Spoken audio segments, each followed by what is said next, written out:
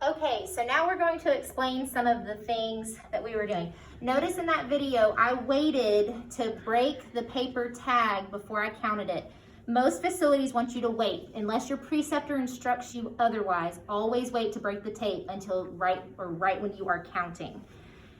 On these cottonoids, notice I counted each sponge. You want to count the sponge itself, not the tails, because if for whatever reason it got caught, you might have an incorrect count later on. So count each sponge individually, not the tails themselves. If things are already separated out like these cottonoids, I don't have to pick these up, but notice I did point at each one so that my circulator and I both are visualizing both. If these were stacked together like that, these like cells, then I would pick them up and then separate them out, just so we're doing the see, separate, and say on each item, just like I did with these.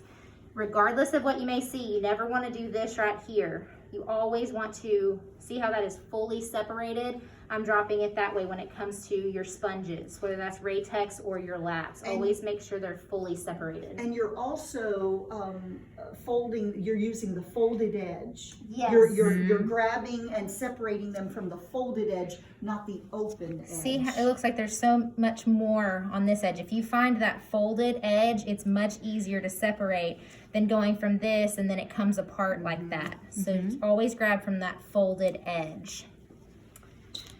When it comes to things that you have in your basin, or your kidney basin, there's a lot going on here. So separate, don't just point, because you'll have a lot of the same color. Obviously we have different colors here.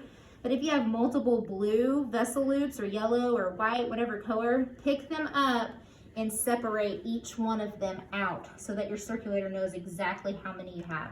Same with your hernia tape or Dacron tape, whatever they call it, umbilical tape, and your shunts. If you're doing like a carotid endarterectomy, you'll see these. So make sure that each one of these are getting separated out.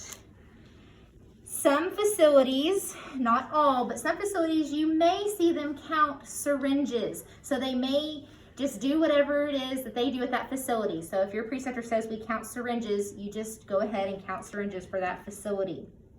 Some facilities on hypos may call these free needles, so keep that in mind, but some facilities also